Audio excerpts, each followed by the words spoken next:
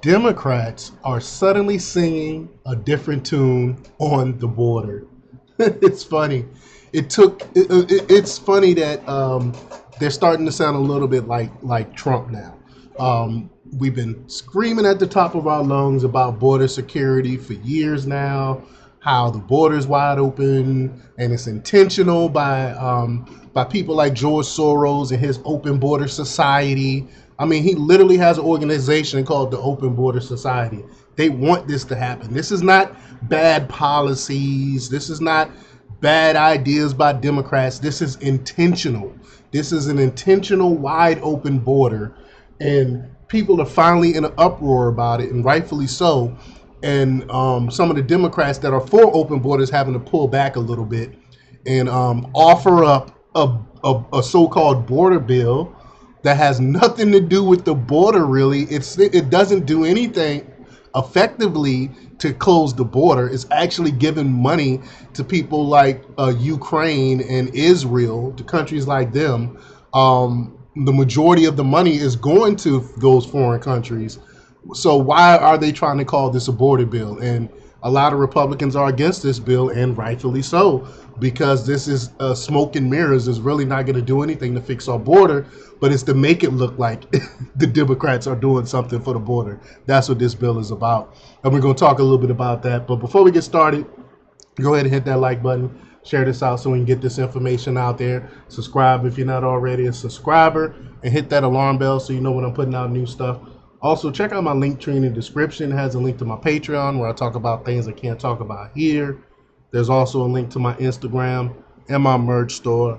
Also, check out jjthepsychotherapist.com for news as well. All right, let's talk about this news. Politicians frequently alter their stances, often contradicting their words with actions. And we call that hypocrisy. Democrats currently are swiftly changing their position on the border issue. Recently, the entire Biden administration, including President Biden, denied any border problem. They say, oh, it's no crisis, there's nothing. And remember, Mayorkas,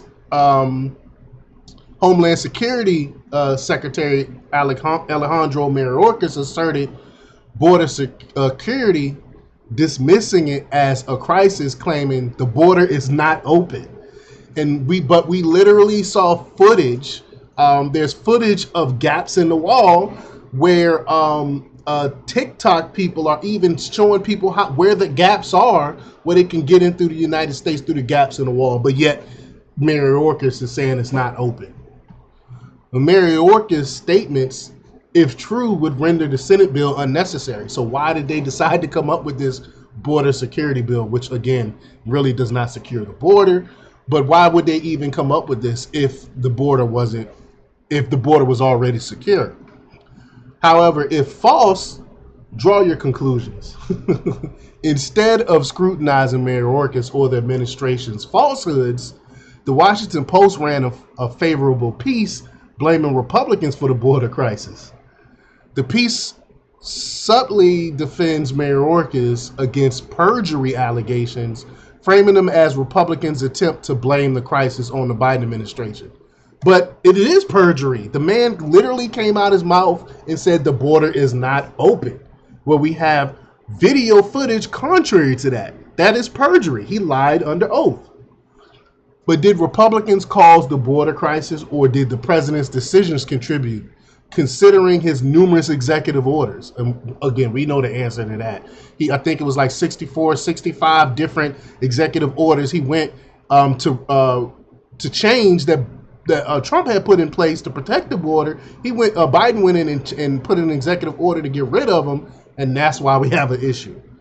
But the issues predate the weekend, evolving since January 2021, likely more influential than the impeachment inquiries or Fox News' rhetoric. Even Al Sharpton and MSNBC's Morning Joe acknowledged the border crisis, previously denied by Democrats. And the New York Times concedes Biden administration hopes shattered due to circumstances beyond his control and Republican opposition, whatever that means. But despite some circumstances being within Biden's control, The Times portrays him as a helpless spectator. That might be kind of true, looking at him now. That's why they hiding him away. He hasn't been out lately talking, not giving any interviews, talking to journalists or anything like that. So maybe he is helpless. Maybe Biden is not in control. But examining Biden's record reveals his failure to overcome obstacles leading to a growing humanitarian crisis. Democrats, initially denying a crisis, now address the border due to dropping poll numbers. However, they blame Republicans for the problem they definitely caused. Biden, in seeking the nomination, encouraged illegal border crossings, removed obstacles, and halted deportations for 100 days. Conservatives question Democrats' sudden acknowledgement of the problem. They doubt Democrats' sincerity, and I definitely do, especially given the bill's plain text. In trusting Biden, the problem's creator with emergency powers is seen as unwise. I mean, the guy that caused the problem, you want to give him more power to ignore the problem even more? The Democrats express a desire to welcome illegal crossers. I mean, we see that, raising concerns among Republicans, and the bill's language is seen as problematic and likely to lead to its demise. Because think about it. They said, so with the language of the bill, they will effectively allow about 5,000 people or 499 illegal immigrants to come in each day before they decide to close the border. So all they have to do is mess with the numbers every day and say, oh, we got 4,800 illegals, or they can do it like that and play with the numbers. But even if you only allow 499 illegal immigrants into the country each day, that amounts to about 1.5 to almost 2 million people a year coming into this country unchecked. And I mean, this is just it's ridiculous. It's obscene. But it's par for the course for this administration. Let me know what you think. Leave your comments down below. Like, share, and subscribe, and check out jjthepsychotherapist.com for the latest in news. Until next time, peace.